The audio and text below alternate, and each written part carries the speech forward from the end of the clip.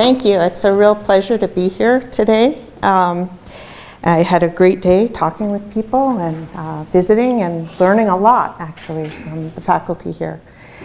What I'm going to talk to you about today is really this concept of developing alternatives to using oil to get to our chemicals and fuels. And basically this is to address this problem which we've all experienced, that since the Industrial Revolution, the temperature on Earth has been gradually climbing, approaching these critical numbers now of 1.5 degrees, which is going to be really problematic there to our future. You can see as the world gets warmer. This is the greatest health challenge. Paul, you see the AMA has established that this is the greatest health challenge of the 21st century is climate change, right? We've seen the temperatures rising. We've seen the devastating effects with weather and droughts and fires, all of this happening. And for those students who are here today, this is something you've grown up with for a long time. You've been hearing about climate change since you've been in grade school, right? And it almost seems like this enormous problem. Well, it does seem like this enormous problem. How can we possibly have an impact? How can we possibly do something? And I think it's instructive then to realize that we have faced these major challenges before and gotten out of them through science, right? So if we learn from history, this is a wonderful book. Those of you who enjoy reading about science, this book called The Alchemy of Air by Thomas Hager really tells the story of the Haber-Bosch process. And so it's called The Alchemy of Air, a Jewish genius, a doomed tycoon, and the scientific discovery that fed the world but fueled the rise of Hitler. It's a fascinating book, right? And really what it starts with is the concept that in the late 1800s, Sir William Crookes was in his inaugural address as president of the Royal Academy of Sciences, put out a statement that says, you know, we're really in risk of mass starvation by the 1930s. So this is, the world is going to starve. We were not going to have enough to eat. So, and again, you had naysayers, just like you have naysayers today about, you know, this isn't really going to happen, this isn't really true. But what William Crookes pointed out was that really the fertilizer that we needed to grow food was running out. So it turns out from about the 1840s to the 1870s, the fertilizer that fueled the world at that point was really bird guano, so bird poop. And this had accumulated in the Peruvian islands over hundreds, thousands of years of birds pooping there, right? So we kind of finished this off in about 30 years. And this was then shipped all over the world as fertilizer. It's excellent fertilizer. You can buy some on Amazon today still. But we were lucky then that after that, the Chilean nitrates were discovered. And so we kind of mined all of that away. And so this is about the 1870s. This was going to last until about the 20s, which was why then they were predicting mass starvation by the 30s. So what William Crookes did was he gave a challenge at that meeting, and he said, to prevent famine, we need to find another way to make fertilizer. And it's through the laboratory, through chemistry, that we're going to be able to do this. And what he, we're having a little problem with the HDMI cable. I think you have to do it. Oh, there you go. Okay. Chemist to the rescue. Yes, exactly. And you might be needed again several times during the talk, apparently. So the key to fertilizer is nitrogen, also phosphorus, but nitrogen is a big key here. And the question is then, where can we get this nitrogen that we were getting from the bird guano and the nitrates? Well, it was proposed then that air is mostly nitrogen, right? It's 78% nitrogen, about 20% oxygen. But the problem is that the nitrogen in air has this triple bond here. It's very hard then to be able to use that as a fertilizer directly. It's hard for the plants to do that. So instead, what we need to do is get this nitrogen from the air, break this triple bond, and fix it so it can be used as fertilizer.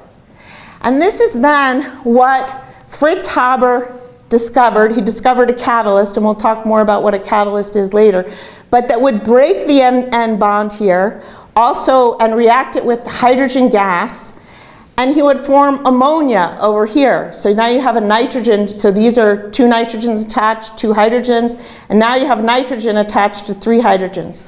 So this process of making ammonia, Fritz Haber developed the catalyst for this reaction.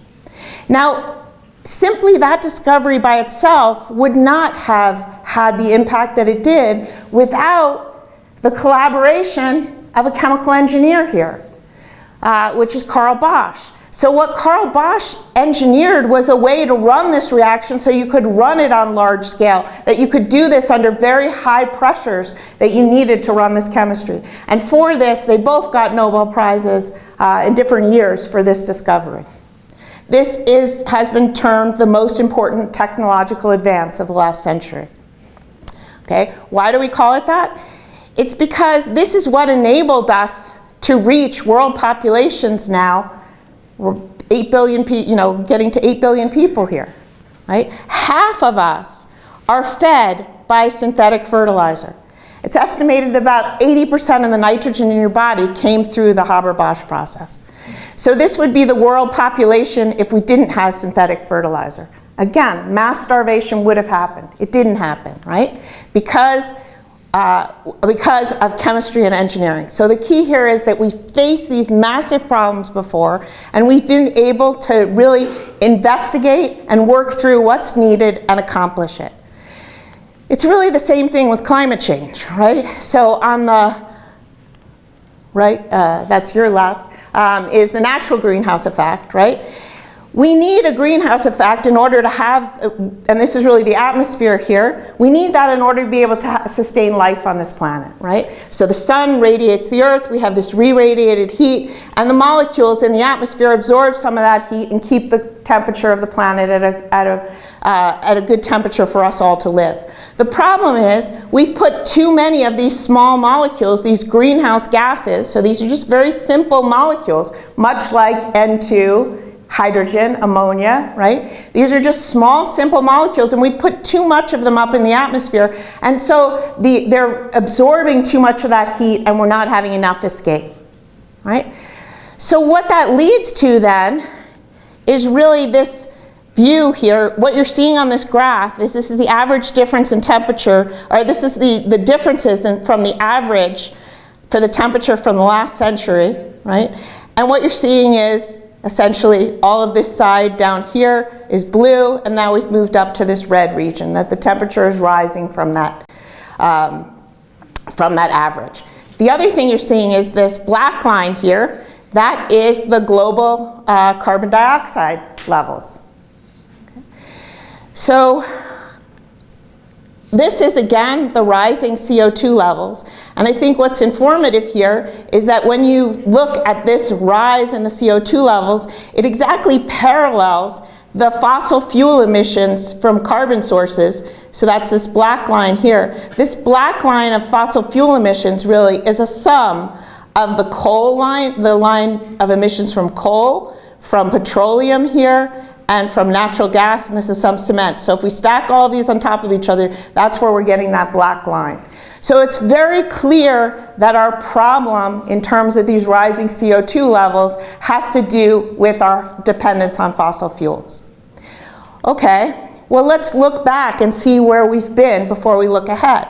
This is a history of energy consumption in the United States from the beginning, 1776, where first of all we have very few people. We're not using that much energy. What we are using here is mostly biomass, okay, in the beginning. So wood, we're using some whale oil for lighting. But then you'll notice the Industrial Revolution comes in with coal, right?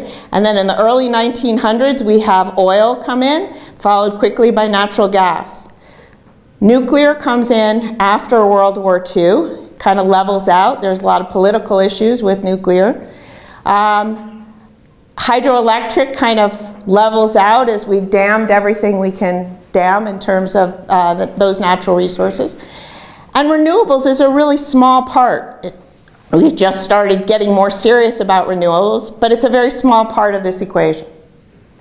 Okay, well, in that case, you don't only want to look at where you have been, but where you're going. So we want to look at some projections. So this line was 2020. These were projections then that are made from that point. You can see this was the COVID dip when we all went home and we used a lot less energy, right? This plot should be really scary to all of us, because although everybody's talking about being carbon neutral by 2050, how is that possible, right? If we're using as much, if not somewhat more petroleum than we are using today.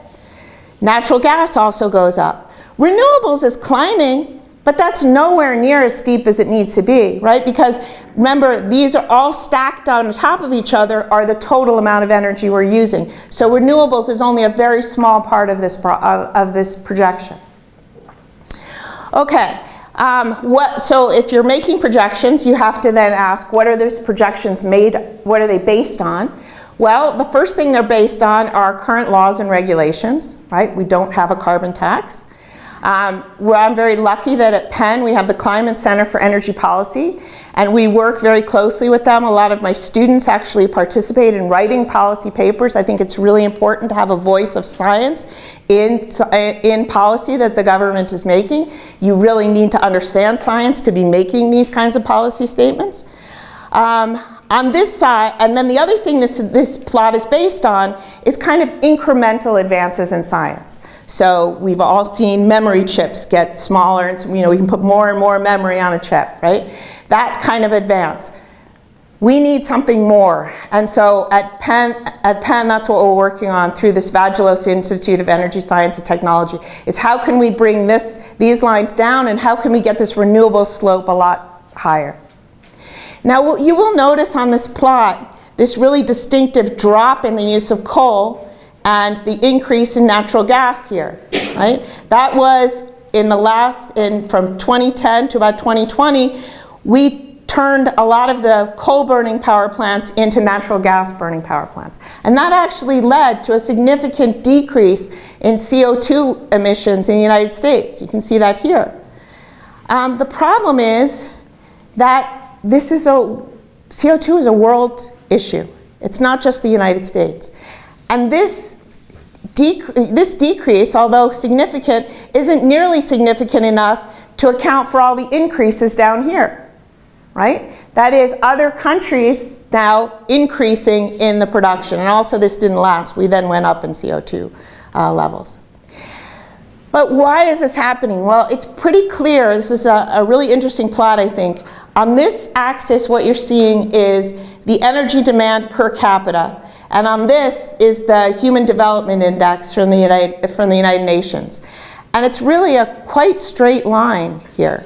That is, what we're seeing is progress moving up on that UN Human Development Index is really associated with your use of energy. And the size of these circles, the other scary part is the size of these circles are populations.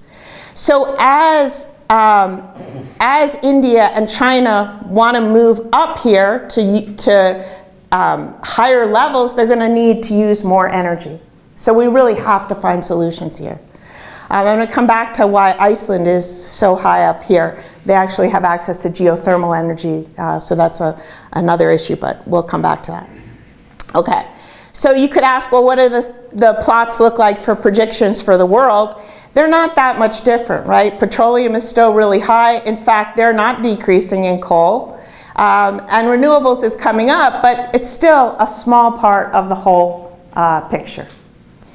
Now, the other thing you want to think about is that it's not just energy that we're getting from petroleum.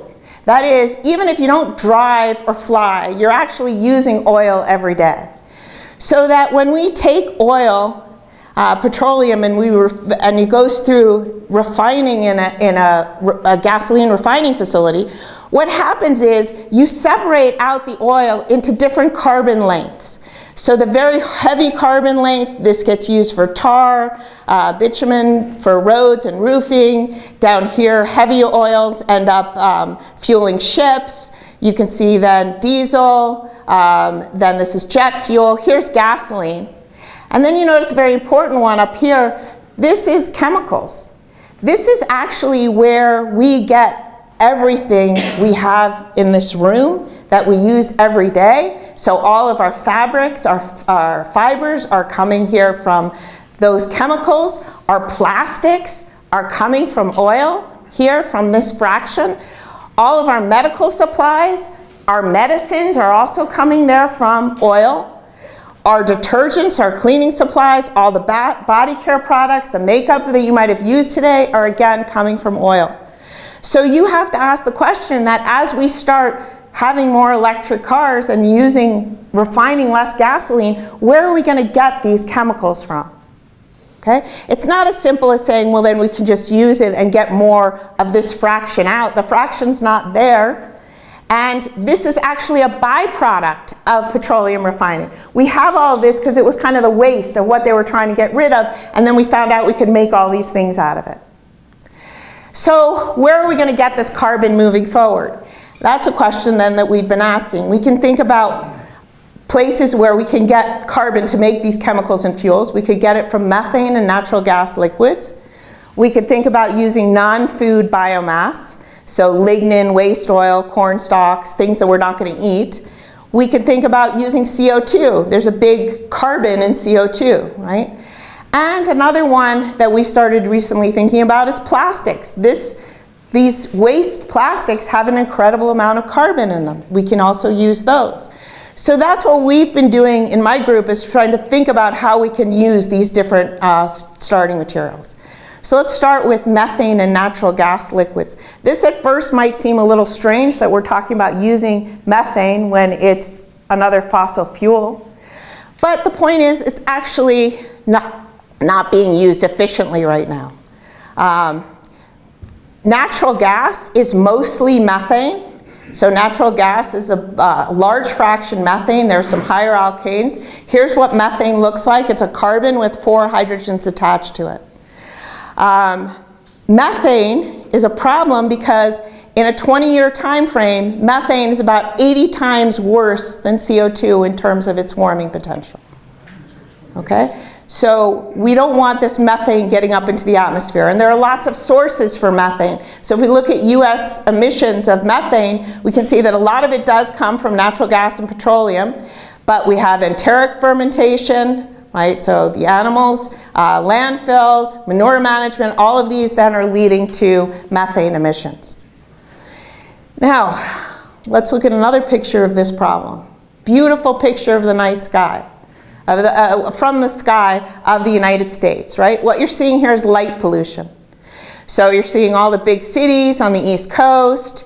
We're seeing the West Coast here. We can point out Minneapolis. This is Chicago over here. Denver. I even put in Las Vegas. I think this might be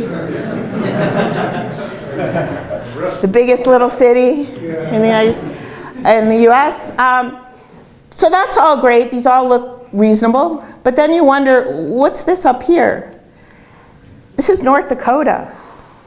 There's no large city in North Dakota, right? What you're seeing there's not even a little city. Well, so what you're seeing there is actually flaring gas.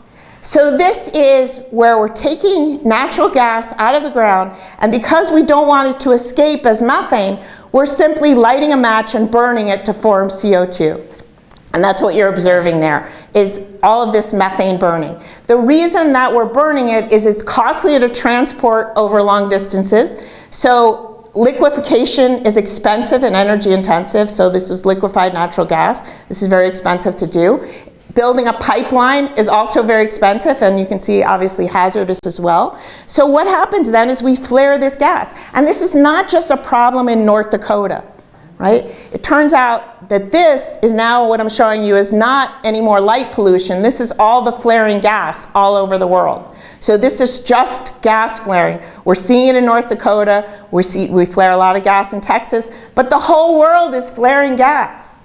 We're all wasting this methane gas for the simple reason that we just don't want it to escape into the atmosphere because of its warming potential. So the question you could ask is, well, what if we captured that natural gas and actually then converted it to a liquid which we could then move? So that's the kind of the strategy behind getting from methane, which looks like this, to methanol. We actually do this process. We've been doing this process since the early last century. This was some great technology that was developed where you take methane and you steam reform it with water, so this is oxygen and 2 hydrogens, over a nickel catalyst, but look at the temperature you have to do this reaction at. 700 to 1,000 degrees Celsius, so it's very energy intensive. You do that, you make carbon monoxide and hydrogen, and then you do another reaction where you take carbon monoxide and hydrogen together again over a different catalyst to make methanol. So this process requires a lot of energy to make methanol. Not only that, but you have to run it on an enormous scale to make this work. So you have to build $1 billion plant to run this process. There's no way you can put $1 billion plant in all those places we saw flashing lights, right? But then let's look at the chemistry. It's kind of crazy chemistry. Why does this cost so much energy? The reason is because if these were models, so you just think of these as ball and stick models, if you were going to start here, if I gave you a model of methane and I gave you some oxygen, I don't think that you would first pull off all of these hydrogens to get to a molecule that had 3 of those hydrogens still attached, right? It'd be kind of crazy to do that, very energy intensive. Instead, what you do is just pull off 1 hydrogen and insert an oxygen. And so that's the desired chemistry. We'd like to take methane and oxygen and make methanol. And this is kind of like Haber-Bosch process, right? We're taking 2 simple molecules, we're talking about breaking bonds and rearranging them. And so if you could develop a low-cost process to do this, then what you could do is think about having small, maybe even portable methanol plants that could do this. Well, what would it take to do this? Well, you'd have to develop a catalyst to make this go at a low enough temperature to make something like this possible. So let's just discuss exactly what a catalyst is. So Paul, you'll remember this now from general chemistry, what a catalyst is, right? So a catalyst is that if this is a reaction without the catalyst, you have to put in a lot of energy to get over this barrier and down to your products. So you have to go over this high hill. If I have a catalyst, I can find a different reaction pathway that'll take me there by a lower energy process. Okay? A good way to illustrate this is to think about your energy level. Okay? So let's say you're hungry. You're hangry, right? You're in an agitated state. You want to be fed, right? You want to be nice and full over here. That's going to be a lower energy state. And I stole this actually from Joshua Kritzer at Tufts. So if you think about this process, the problem is to go from hungry to fed, I'm going to have to make dinner. And so that's, you know, this takes a lot of energy then to get my dinner together to make this dinner. Okay? What if instead I decided to do Uber Eats? I could go by a lower energy process, right? It's still a different pathway, right? I have to decide which restaurant, I have to decide what I want to order, I have to pay the delivery person, right? I have a different process. What I did to do this is I used a phone. The phone doesn't get used up in the reaction. The phone is my catalyst for this. Okay? So I used a phone to lower the barrier so I could get down to this fed state. Okay, that's exactly what we're looking for.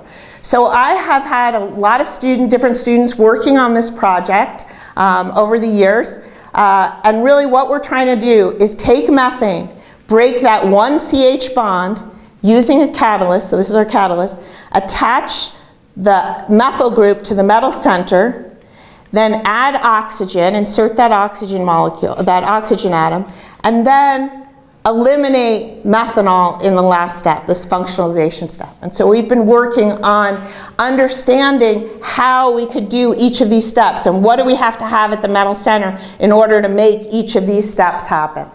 And so a particularly promising system that we've been working on is this one shown here, where we've been able to show that complexes like this, so this is just a metal in the center, either platinum or palladium, that has a ligand around it, and we can activate hydrocarbons to put the carbon group on the metal center, the hydrogen in the backbone, add oxygen as shown here, and then get around to eliminating, in this case, methyl hydrogen peroxide, which then disproportionates to methanol. So we've been able to demonstrate, using model complexes and model substrates, all of these different steps in this reaction. We don't have it quite all working together. We have some solubility issues and to work out in terms of getting this whole cycle to work, but we're much farther than when we started on this problem. And we're continuing to work on it. Now, you could also ask, what else is in natural gas? So I said it was mostly methane, but there's also a significant fraction of ethane and propane and some butane. These are called natural gas condensates or natural gas liquids because they liquefy a little bit easier than methane. So in this is methane. It's the carbon with the 4 hydrogens attached. This is ethane. Now we just have a carbon-carbon bond, and we still have hydrogens on those carbons. This is propane. Now we just have 3 carbons in a row. Okay? Now, it turns out that this is just one sample of methane, of natural gas that has, in this case, 88% methane. But it depends on where you get your natural gas, what your compositions are. And so you can see you can have much higher proportions of ethane and propane and butane. And why is that important? Well, it turns out that ethane and propane here are what are used to make these olefins of ethylene and propylene. And the way we do that is through very high temperature cracking. Again, we use a lot of energy to make those species.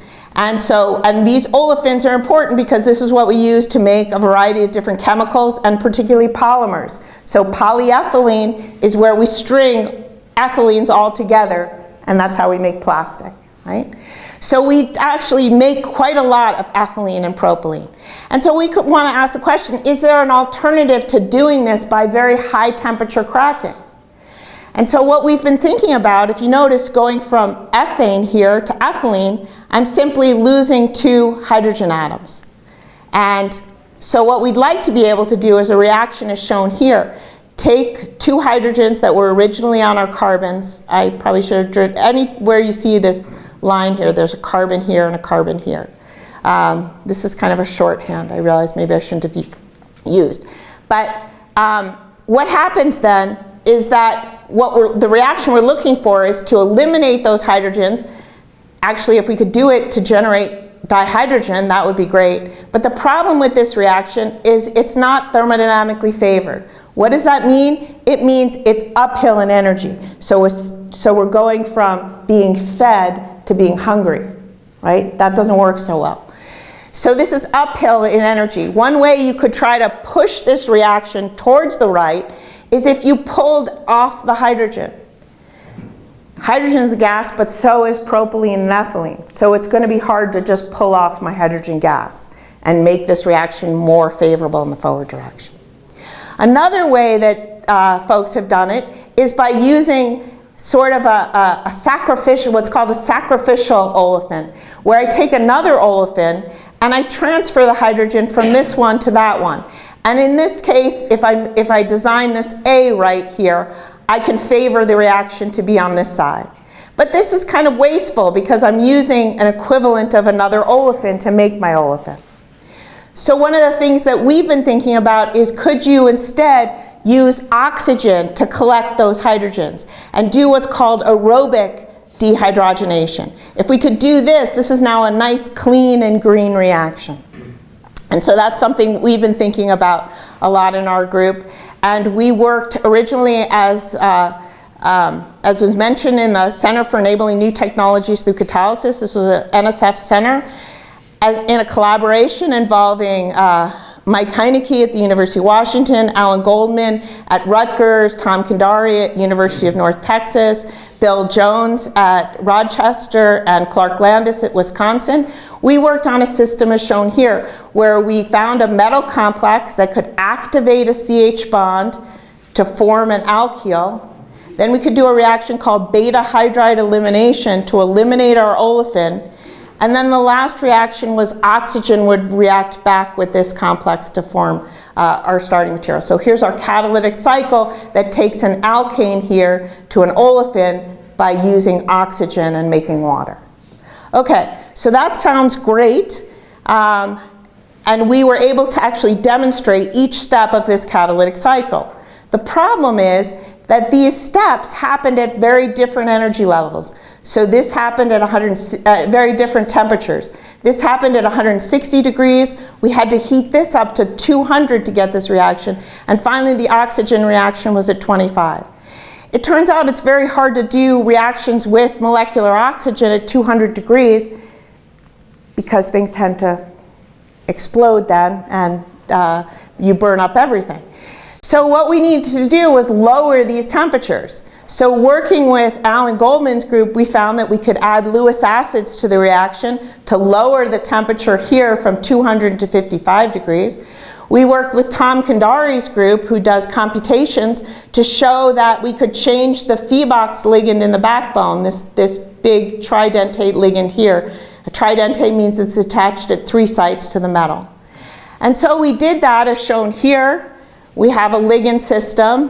This was work that Sophie Rubashkin and my group did, where she put a different ligand on here, and we could then lower this temperature to 85 degrees. Now it turns out we have some solubility issues here, so we can't do these next 2 reactions in alkane solvent because they fall out of solution. So we need to further design our ligands to enable better solubility, but it's really a promising lead for being able to do a reaction like this. Okay, so I told you a little bit about what we can do with methane and natural gas liquids. Let's talk about what we could do potentially with CO2. I should mention also, I'm not going to talk about non-food biomass here. So with CO2, the idea would be, could I create an anthropogenic carbon cycle? That is, could I take CO2 and make something like methanol? So you can see here, I can take CO2, I could hydrogenate it if I take my hydrogen from, get it from using renewable energy here, to get to methanol. And then I could take my methanol, I could use that to make fuels and chemicals. I could even burn those, capture the CO2, and I could go around the cycle. And in this way, I'm not emitting more CO2 into the atmosphere. I'm actually creating a carbon cycle much like our plants did. Okay, well this top reaction of CO2 to methanol, there's actually a plant that does this. Guess where it is? It's in Iceland. Okay, so the George Olah renewable methanol plant uses this process of hydrogenating CO2 to make methanol. This process operates at 200 degrees C. And remember, Paul, I told you I was going to give you a quiz here on enthalpy and entropy. Turns out when you take these 2 into consideration and you consider the equilibrium, how far this reaction lies to the right, you find that the reaction works much better at lower temperatures. The idea here being that you get more product at lower temperature. So really, if we could create a catalyst that would do this at lower temperature, we have a chance then of using this in other places. So we want new catalysts that will promote the reaction at lower temperatures. I will also point out that the George Olah renewable plant, the only place you can operate this is in Iceland because they have all this geothermal energy. And the other thing I wanted to point out is, I don't know if anyone here have been to the Blue Lagoon Spa? Yeah, you're bathing in industrial wastewater from the geothermal plant. Okay. But they're able to do that because they can get the hydrogen they need to run that reaction. So what we decided to do was maybe use nature as inspiration. So in nature fixes CO2. How does it do it? Well, it uses a cascade approach. That is, it takes multiple enzymes that work in series, and they each pass off the intermediate to another enzyme. another catalyst. So we take CO2 here, we can make formic acid, it goes through another catalyst, we take it and you go on all down the line. You don't have to understand all of this, just the concept that you're passing it off to another catalyst. Well, Melanie Sanford, as a part of Sensi, decided to try this with CO2, and what she decided to look at was hydrogenating CO2 to form first formic acid, then doing a transesterification to form the formyl ester, and then going from there to hydrogenate it to form methanol. So this is 3 different catalysts that hand off the product to the next one. And so she tried this first and these were all known catalysts when she tried this. So all she did was put these 3, well, the student actually did, put these 3 together, Chelsea here, in a reactor to take catalyst A, catalyst B, and catalyst C, and when she did it, she got a turnover number of 21. What's a turnover number? That's how many times you can go around the cycle. So if we put it back to the cell phone, it's like you could use your cell phone 21 times and then you have to throw it away and get a new cell phone. So not great for doing this on a large scale, but this is like the first evidence that you could do something like this, right? And why were they limited? Why was the cell phone breaking? Why did they only get to 21? Well, it turns out that this catalyst C had an acid-sensitive site, and this scandium triflate generates acid. So these 2 are incompatible. Okay, so catalyst B and C are incompatible. Well, in our group, we actually had catalysts that do hydrogenation of esters. So we had this iridium catalyst here that does acid-promoted ester hydrogenation, that 3rd step. And not only that, it did it even better. We got better turnover numbers when we added that catalyst B.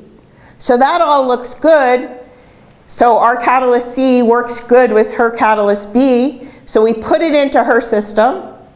And what we find is there's no turnover. So what went wrong there? Well, we did some detective work and found out that catalyst A actually throws off these PME3 groups and they attach themselves to this iridium, and that kills the iridium catalyst. So in fact, now we find that catalyst A is incompatible with catalyst C. So how do you go about that? Well, if it's giving away one of these PME3 groups, what if we tied them all onto the ruthenium center? So we went from this catalyst to a catalyst system where we tied them all onto the metal center, and now we have enhanced stability. So we put this into our catalyst system, and we do a little better, but we get less than 10. We're still not up to the 21 that Melanie got. So what do we do here? Well, then we did more investigations and we found that the problem is that this catalyst C is actually too slow. We were seeing the intermediate that's formed before you get to the methanol.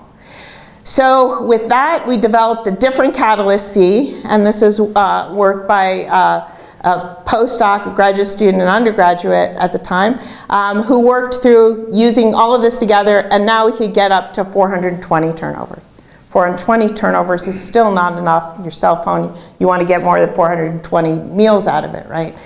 So this is still in progress. This is some work that then followed by the late Jeff Byers, who developed a strategy to encase each of the catalysts within what are called metal organic frameworks, or MOFs, that would protect them from interacting with each other and undergoing decomposition. And you can see now we're up to 100,000 turnovers. So really making progress towards this goal. But there's a problem with this whole process. H2 is currently sourced from methane. The way we make most of our H2 is by this reaction here. That was that really energy intensive one I showed you at the beginning. Now, there are a lot of people who are working on solar-powered water splitting, as shown here. We can do electrolysis of water. That costs energy, but that's actually what they do in Iceland to make the hydrogen. But what you'd like to be able to do is do a process like this. But maybe we don't even have to do that, because what is hydrogen itself? Maybe we don't need to make hydrogen, because hydrogen itself is really just 2 protons and 2 electrons. So what if we just thought about it this way? And in fact, this is actually the way nature thinks about it. So when nature does CO2 reduction, it takes the electrons here from NADPH and it takes the protons here from the water solution.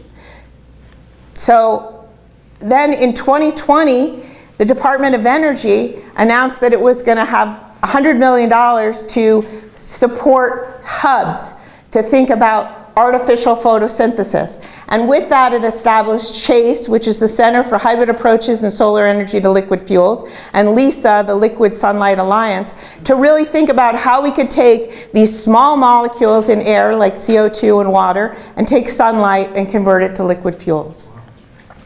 So I work as a part of CHASE along with several other faculty at Penn.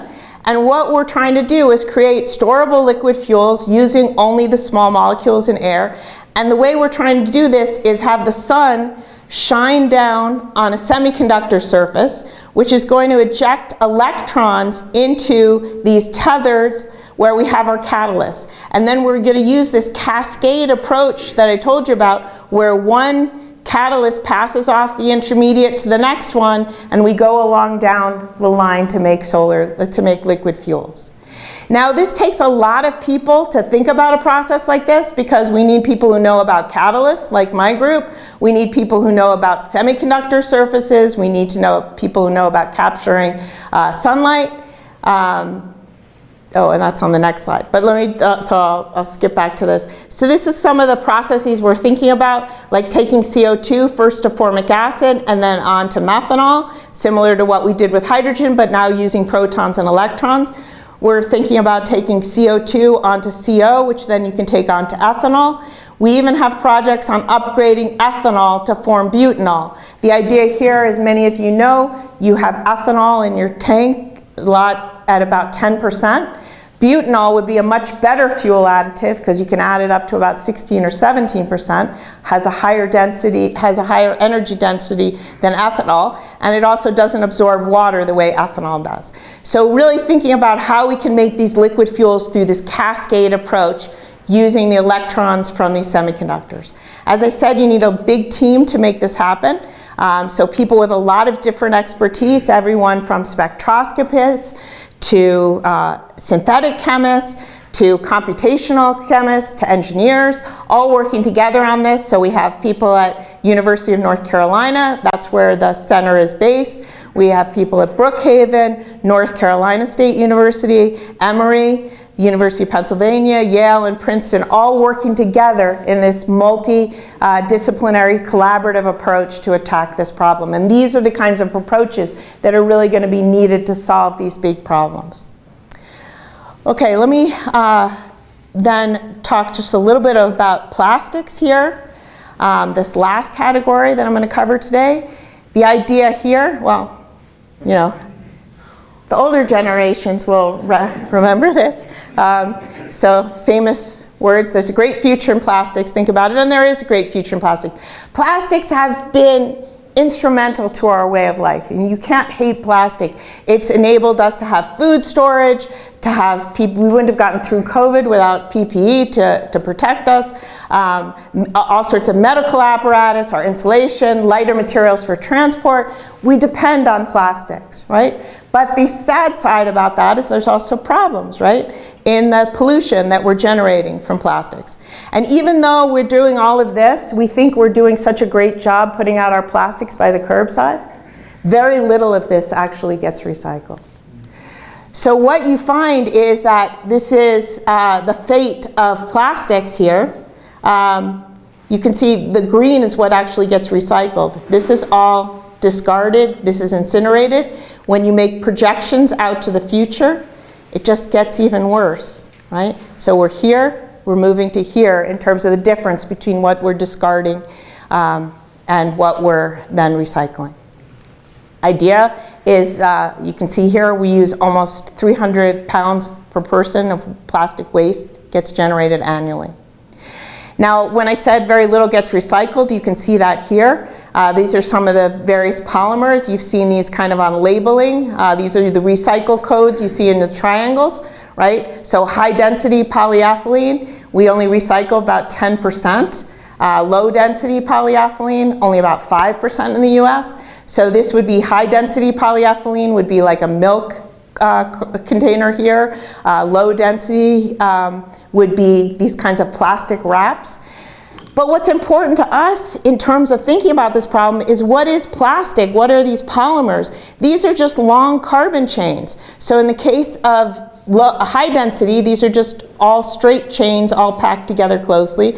Here they have a lot of branching, but really what we have are these chains of carbons together, much like the chains that we're thinking about in oil that it's the same kind of carbon feedstock. So the question is, can we develop catalysts to use this for chemicals and fuels? And what we've been thinking about is an upcycling strategy.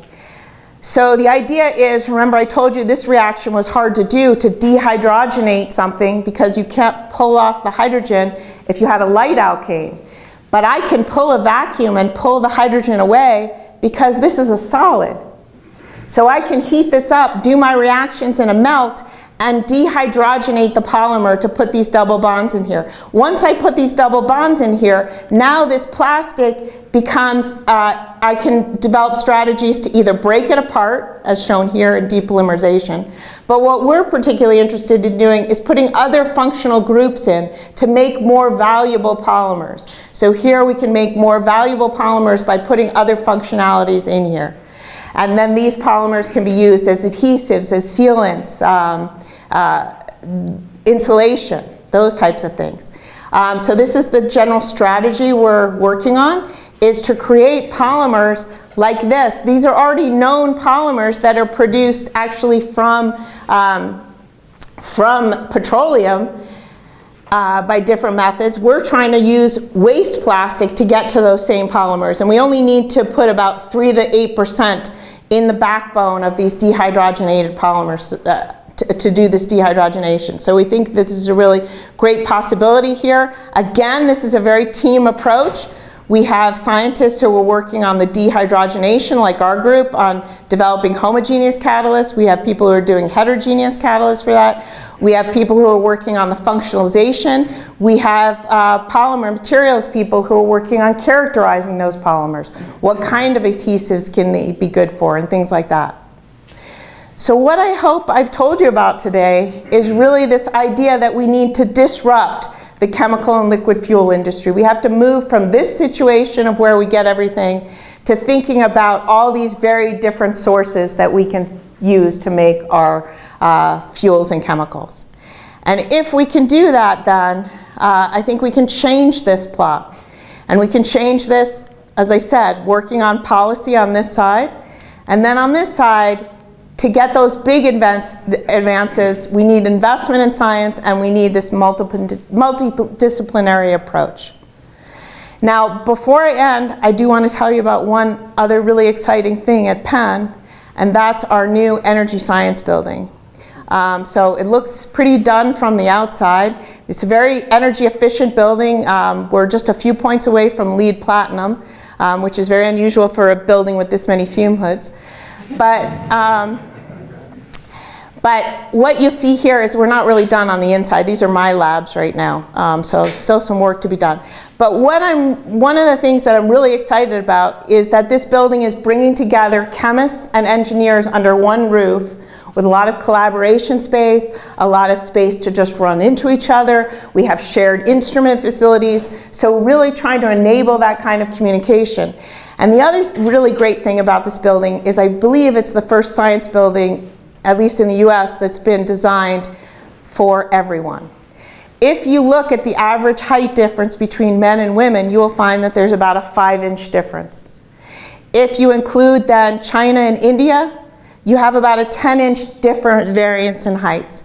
So why do we keep designing labs for one height, right? Especially not including women in that. So we're going to end the era of asking women to stand on stools.